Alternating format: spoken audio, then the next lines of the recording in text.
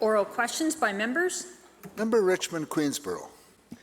Thank you, Mr. Speaker. Yesterday, we asked the Minister of Citizen Services about a serious breach of security involving the private medical records of British Columbians. Even though it's her file, she clearly did not have the answers. The Minister of Health then joined his colleague with even more spin, Mr. Speaker. Documents provided to the opposition now show that a minimum of 5,000 files were accessible to individuals located outside of Canada, including contractors in India. To the Minister of Citizen Services, when did she become aware that files were being transferred to overseas contractors, and has she notified British Columbians whose personal health records have been breached? Minister of Health. Honourable Speaker, it's very unfortunate that the member pursues this today. Yesterday, he asserted that people had engaged in illegal activities. This is false. Yesterday, he said that they engaged in unethical activity. This is false. Yesterday, he claimed that the personal health records of British Columbians have been shared outside of British Columbia. This is false. Yesterday, he asserted he had documents to support this. When he produced those documents, they showed no such thing.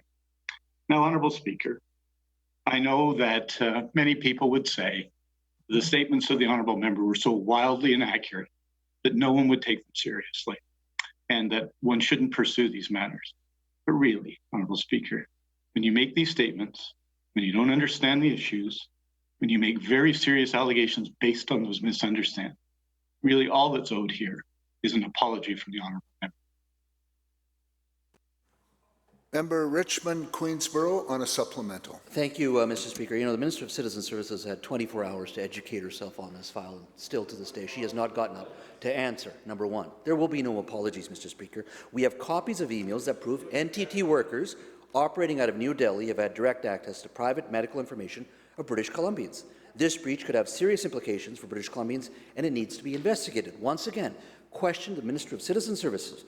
Will she commence investigation into this serious data breach? Minister of Health. Honourable Speaker, what the member is saying is simply untrue. He has no understanding of the contract.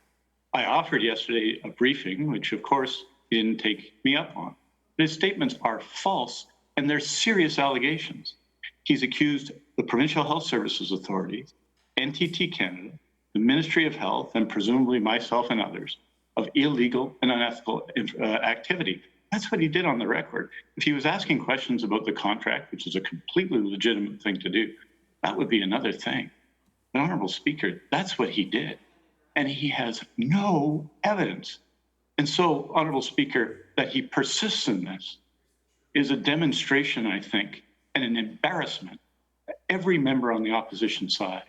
We're dealing with serious matters in this province right now. And there is no evidence here, and he knows it. The evidence he produced yesterday showed the opposite of what he suggested. It is false what he's saying with respect to illegal activity. It is false what he's saying about the personal health information of people. And if he doesn't have, or the leader of the opposition doesn't have, the responsibility to call this behavior into line, then it's a serious moment for this legislature.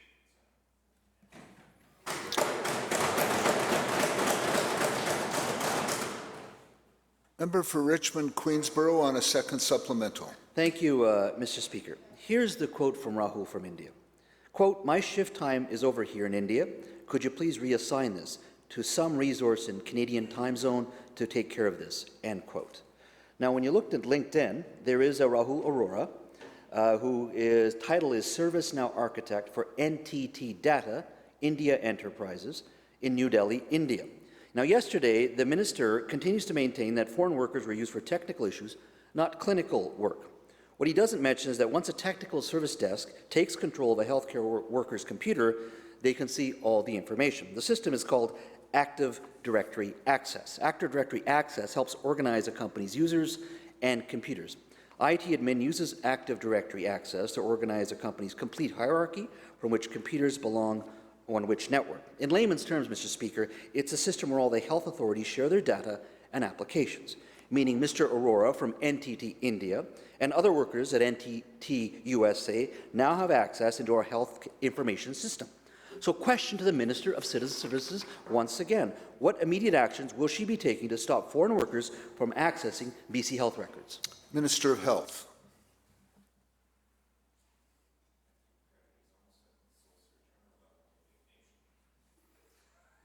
Again, Minister of Health.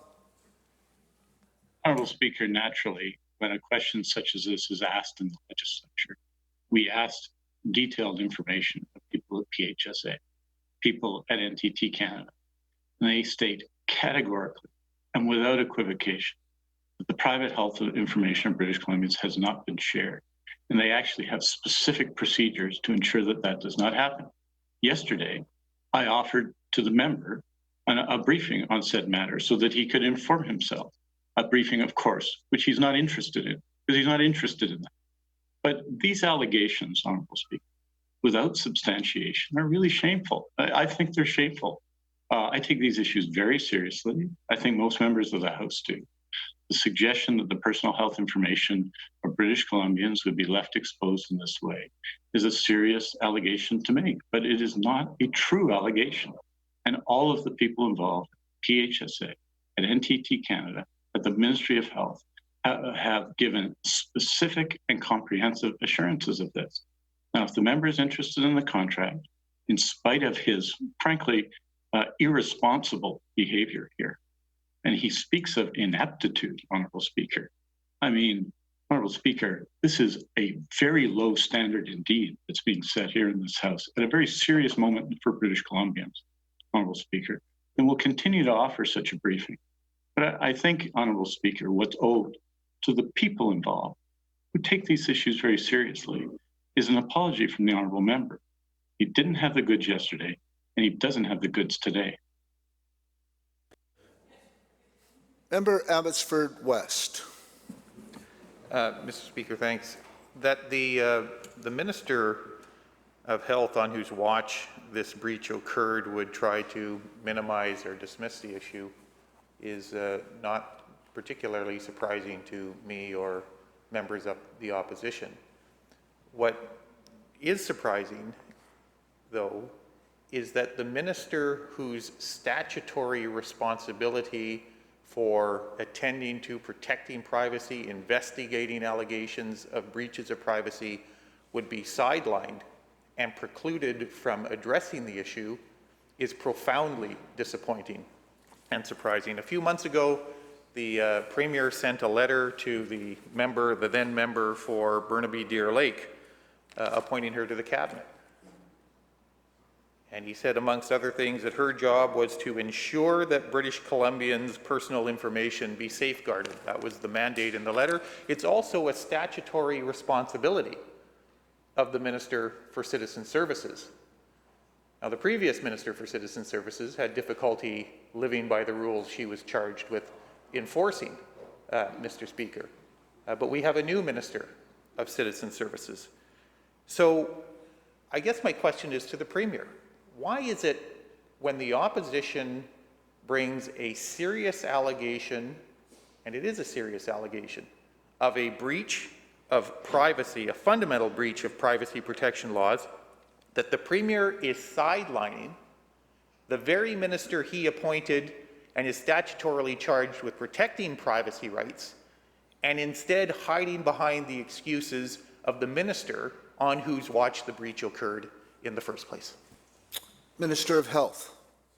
Honorable Speaker, I guess the opposition wants to double down on personal attacks. They made an allegation, a specific allegation yesterday about illegal activity. They made a specific allegation about unethical activity. And that allegation is false. And yes, I'm the minister responsible, Honorable Speaker. But the people who they're accusing, the people at the Provincial Health Services Authority, the people in the Ministry of Health, people at NTT Canada, take this seriously, and I take it seriously, Honorable Speaker. And now we have this game about who answers what in question periods. All they have, Honorable Speaker, as they continue to engage in these practices. And it's profoundly disappointing. You know, Honorable Speaker, I offered them a briefing yesterday so that they could learn the facts. They weren't interested in that. They're not interested in the facts, Honorable Speaker. They're doubling down on this sort of terrible personal attack which seems to be the stock and trade these days in politics. And I find it very, very, very disappointing, Honorable Speaker, and not acceptable conduct on the part of any member of this legislature. They've made these allegations. I've noted that they're false. They continue now, Honorable Speaker, their only concern appears to be who answers what question in question period. Member Abbotsford West on a supplemental. Thank you, Mr. Speaker. What is profoundly disappointing is the lack of regard this minister and apparently this premier has for the legal requirements that exist around privacy protection in the province of British Columbia. And forgive me and forgive us if we don't accept at face value the assurance of the minister who lies at the center of the alleged breach. It happened on his watch. That's why we have a separate minister who has responsibility, specific statutory responsibility for privacy protection. The questions remain the same. Confronted by the evidence that has been presented, the statements and emails from foreign jurisdictions like India, the confirmation of 5,000 files, that access to personal health files was provided outside of Canada. There are laws in British Columbia that preclude that forbid that from happening, and there are also requirements that the minister responsible for those laws, the Minister of Citizen Services, take specific action, like notifying the Privacy Commission and notifying British Columbians whose information might have been accessible. Has any of that occurred? If it hasn't occurred, why not? And when will it occur? Minister of Health. Well, Honorable Speaker, again, they have no evidence because there is no evidence. The people of the PHSA operated normally and honorably in this instance. The evidence they claim to have doesn't show what they say it is, and yet they continued to smear people for no good reason. And I suppose that's an approach, Honorable Speaker, to being in opposition. You just keep repeating it, in hopes that somebody will pick it up and give it some legs or something like this. This is the state of things in this day and age. But I don't think that's true. I think that people have shown that that's not the state of things and that we have to do better than that. And we have to follow the facts and the evidence. And that's what we try and do. It is extremely disappointing that instead of an apology today, the member for Abbotsford West, the members for Richmond, Queensborough, continue to attack public servants in this way, with charges for which they have no evidence and which aren't true. So all I can say, Honorable Speaker, is that's disappointing. And really, this display, which is unfortunate, says more about the people making the allegations than anything else.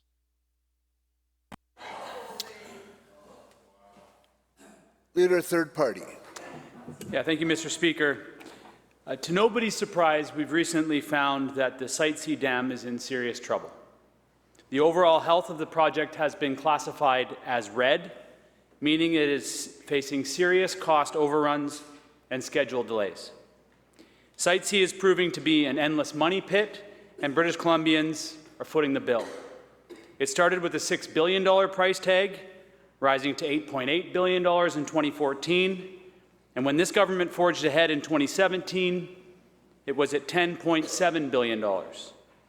Now the price tag is unknown, but we know it's going to be much higher than $10 billion.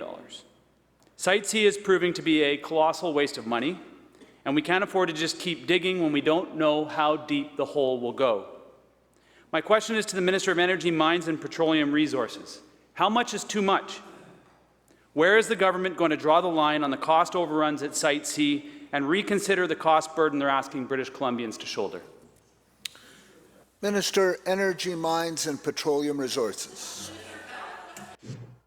Thank you, Mr. Speaker, and thank the interim leader of the third party for the question. In considering an answer to the question that has been posed, I think it's important to recall that the previous government, the old government, recklessly pushed the Site C project past the point of no return. Then Premier Christy Clark said, "I will get it past the point of no return," quote unquote. The government refused to let our independent energy watchdog, the BC Utilities Commission, Members, the minister has the floor. Thank you. Thank you, Mr. Speaker.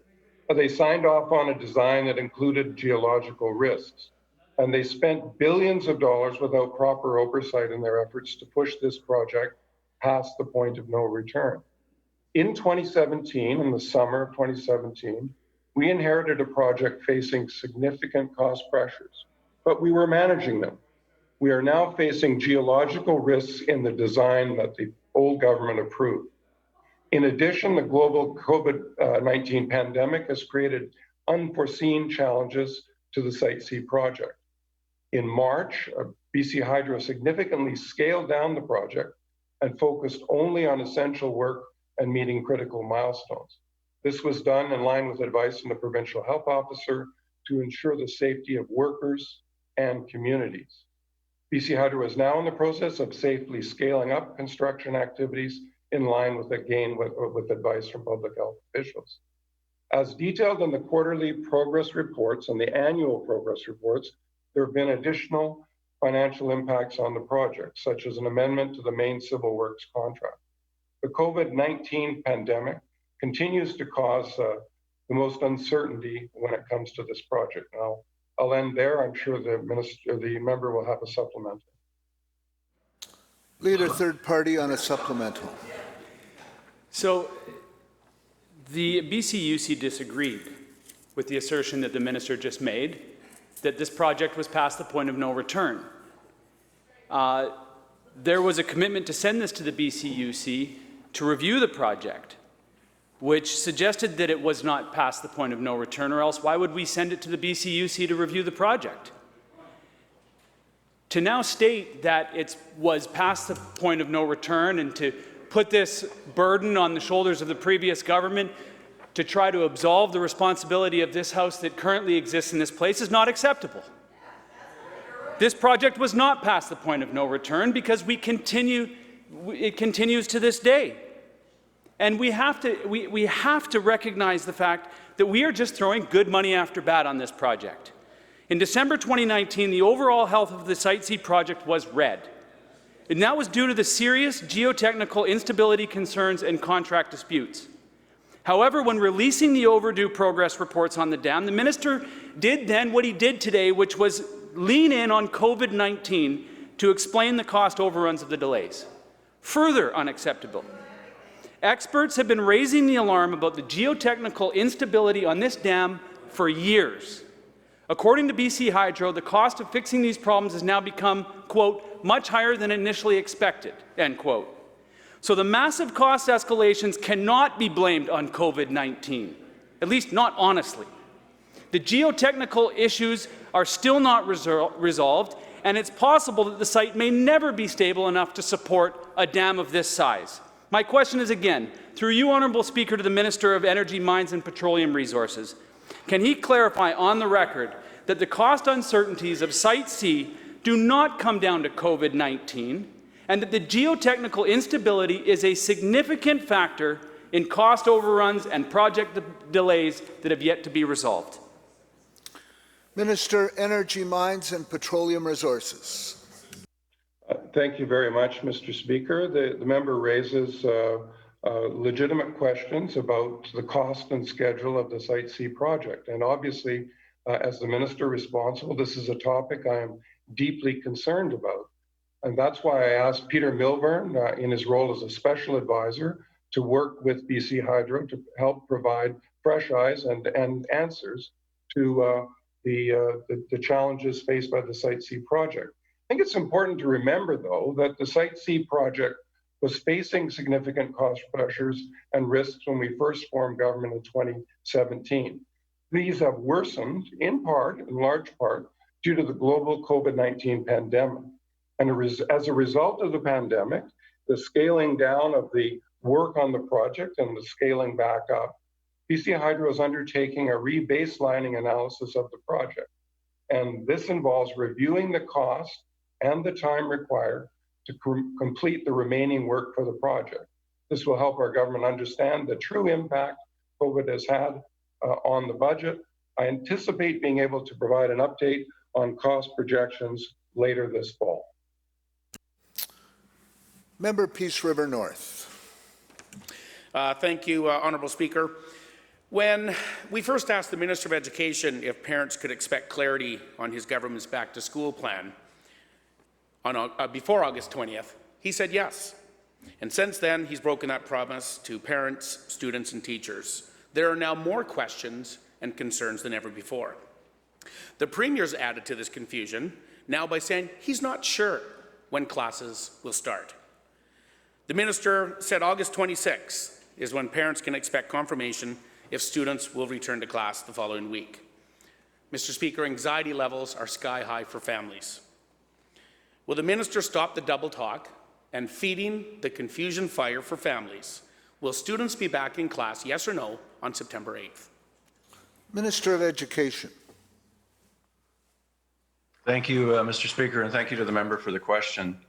What we've outlined, and this is in working with the entire school system, working with the Provincial Health Office, is a way to restart schools safely September 8th in the province of British Columbia. We've been working on this since March, and our June Restart Committee has been working for weeks on this. You saw an announcement done by myself and Dr. Bonnie Henry on July 29th, giving a comprehensive set of health and safety guidelines from the BC Centre for Disease Control about how to do just that.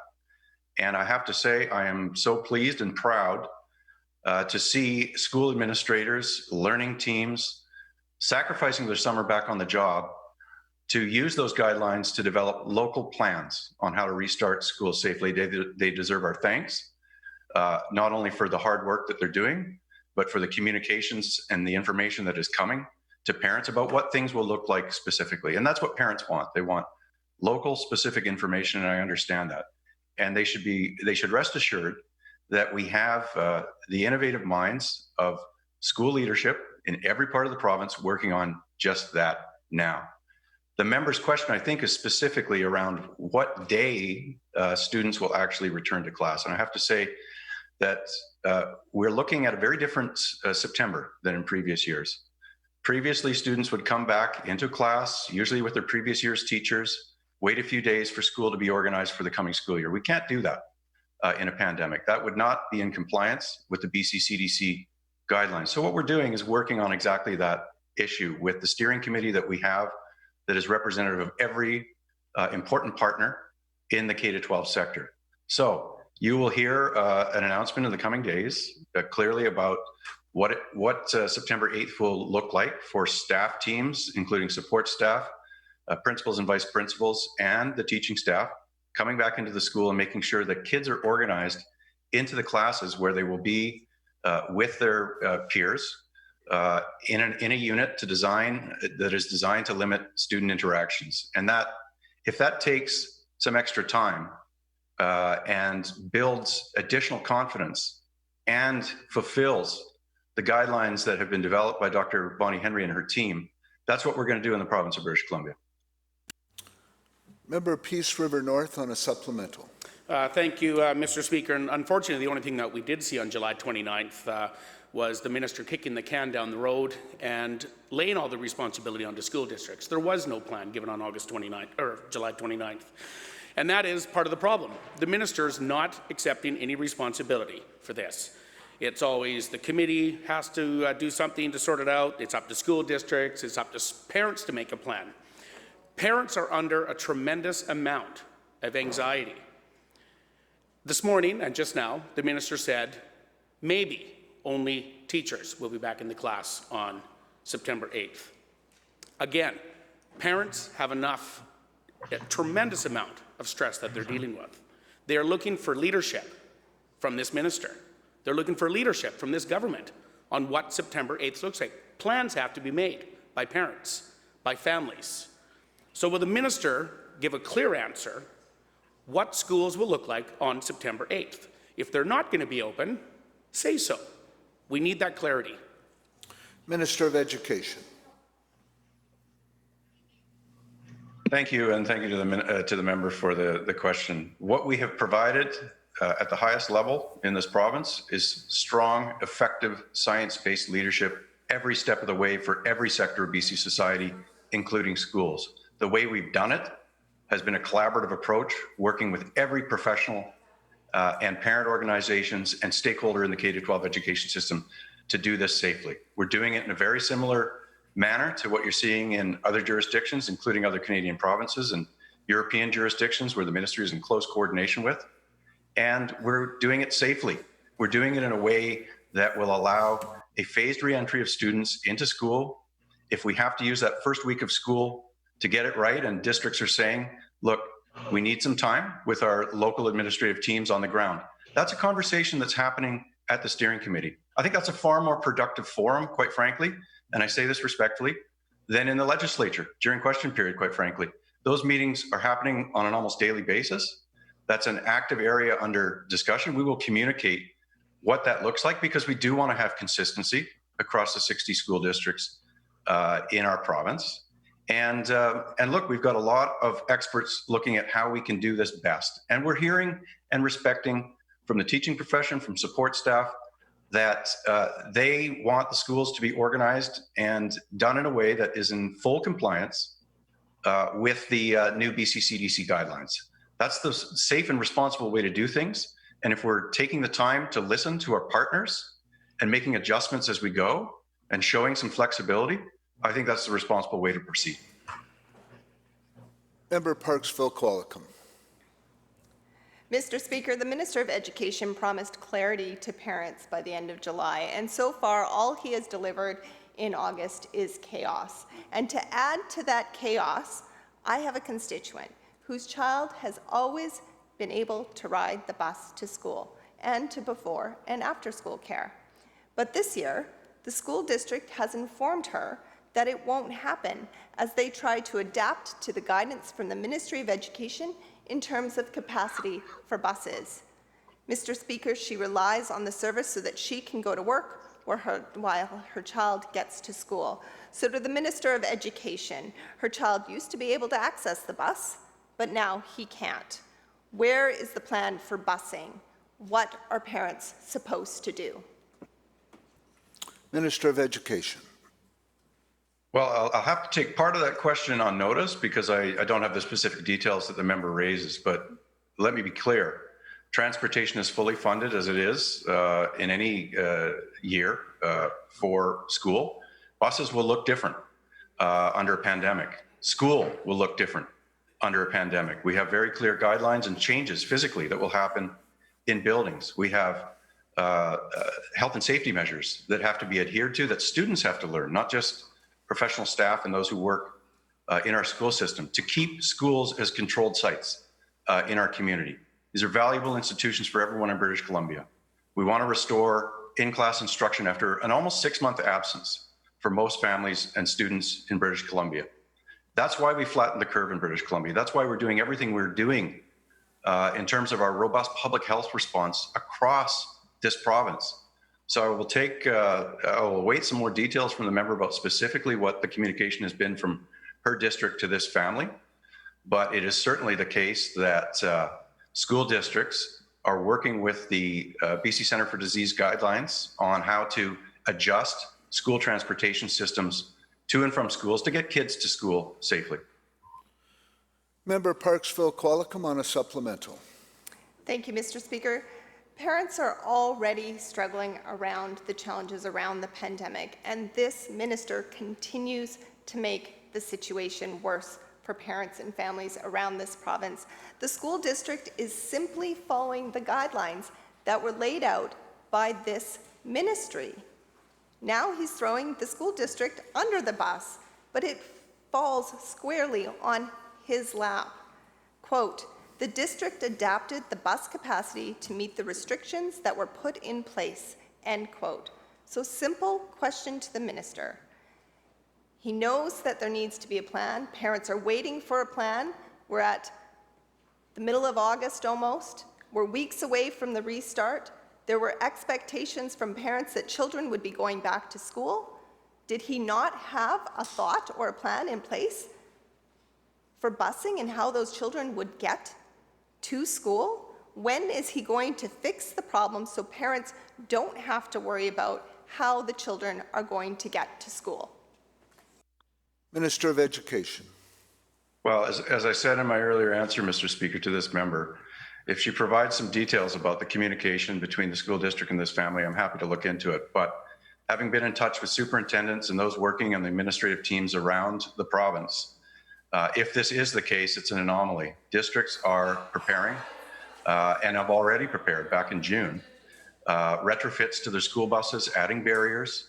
We announced in the additional funding that we're providing to the school system this year, more money to hire additional custodians, deep cleaning procedures, personal protective equipment for students and staff, for every student and staff member in the province, additional hand washing stations where required in schools. There are supplies that are being funded directly by the Ministry of Education in acknowledgement that there are some additional cost pressures related to the safe reopening of schools during this pandemic.